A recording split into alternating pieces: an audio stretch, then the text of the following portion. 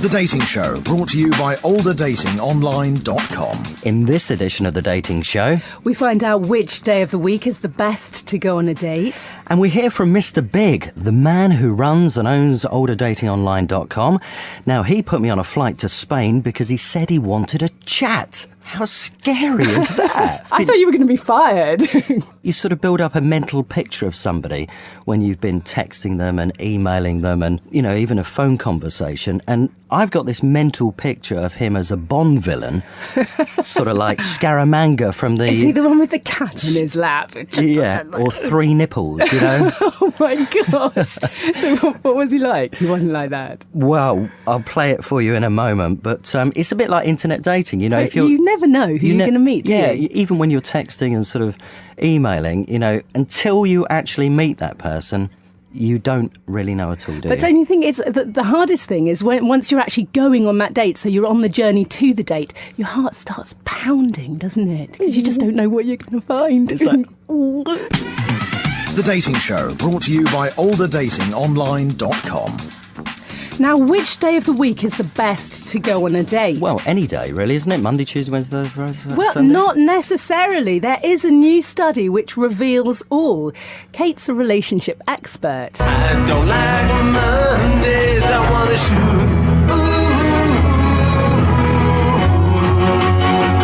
the whole day down. What we've discovered is Monday is the least popular day of the week for dating, whereas Saturday is the most popular day. And on a Saturday, you are far less likely to have your date cancel on you beforehand. And what we think it is that Monday, well, you know how it is yourself. Like on Monday, you're maybe sort of tired from the weekend. You've had your first day back at work. You know what your commitments are going to be during the week. And you're tired, you just want to go to the gym, you want to go home, have an early night. And so we're finding that for those reasons, people aren't scheduling dates for Monday nights.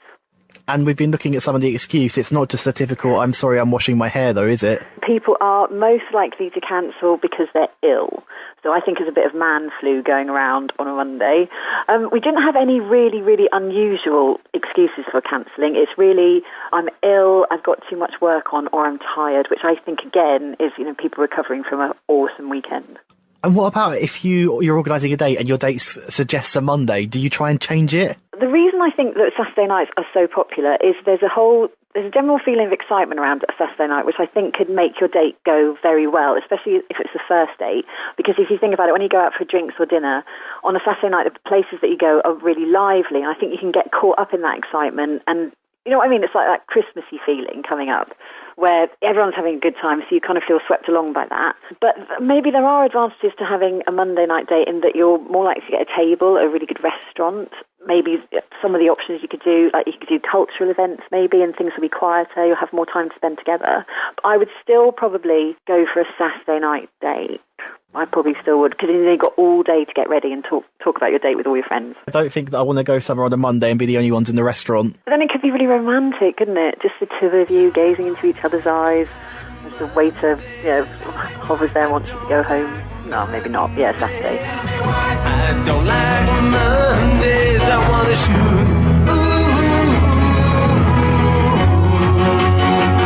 the whole day down. Okay, the reason I agree with everything she said is because that is the only tune I can actually play on the piano. I don't like Mondays. The Dating Show, brought to you by olderdatingonline.com. Now, let's hear from the man that runs olderdatingonline.com, Mr. Big. I was expecting to meet him here in the UK, but suddenly, in the post, I get a brown envelope containing a plane ticket to Spain and a map of Malaga with a cross on it. Now, how scary is that? I've only ever emailed this guy and spoken to him. And like I said at the beginning, you build up this mental picture like internet dating of, you know, you've had a bit of contact with somebody, but until you actually meet them, you don't know. I headed off to Gatwick Airport, and who am I going to meet? Could it be Scaramanga? It's 5:32 in the morning. I've been up all night worried about this. I'm now sitting in the Armadillo restaurant. Just had some toast and some orange juice. I'm just about to go and catch the EasyJet flight to Malaga. I'm now sitting in a Spanish bar in Malaga, and it's quite nice. Hello, love. Can I get you something to drink? Yes, please. Can I have a large beer and maybe also a brandy? Brandy? Brandy. You get... Just out of interest, do you know Mr. Big? Sorry, do you know Dave? Anybody called Dave? I'm supposed to meet somebody called Dave here. Dave? Yeah, of course I know Dave. Yeah. What's he like? Well, he's tall, brunette, handsome man. Is he quite scary? It depends the day. Monday morning, I should say it's better not to speak to him.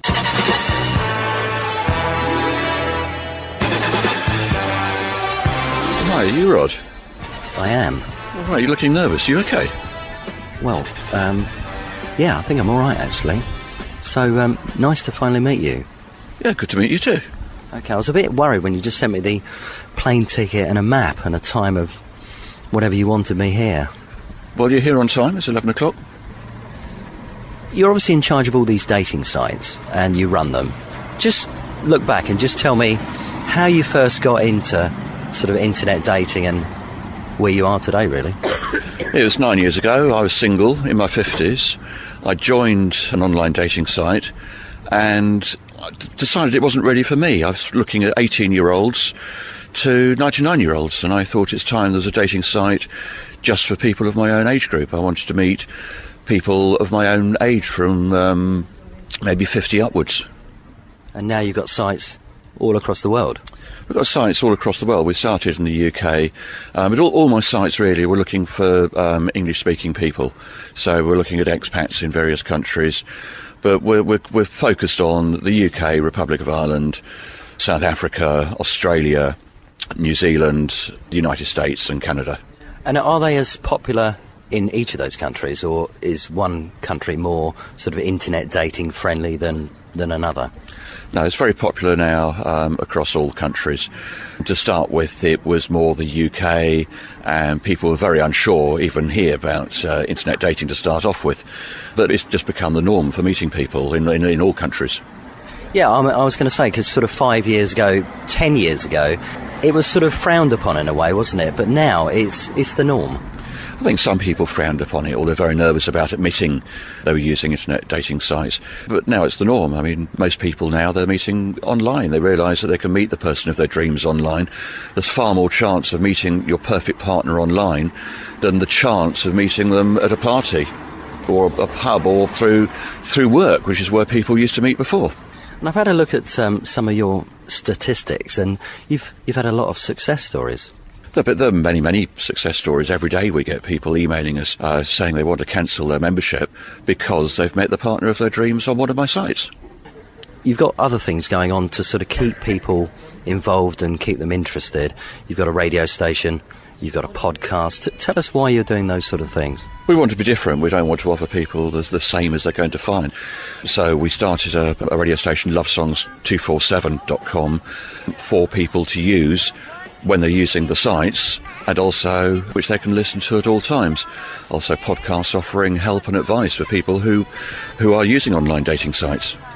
And the podcast itself, that sort of gives a bit of advice and tips. I mean, I'm going to sort of endorse that one because I present it. Are you happy with what I'm doing? Very happy indeed. I looked a bit more nervous then. So what other things do you think you might do in the future? Have you got any ideas? We've got lots of plans for 2014, but you have to wait and see.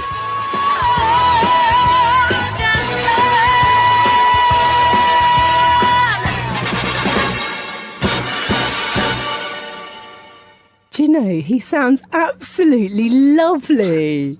Nothing like Scaramanga.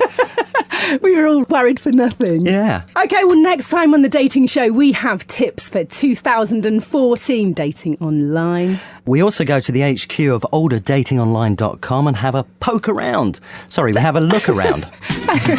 The Dating Show, brought to you by olderdatingonline.com.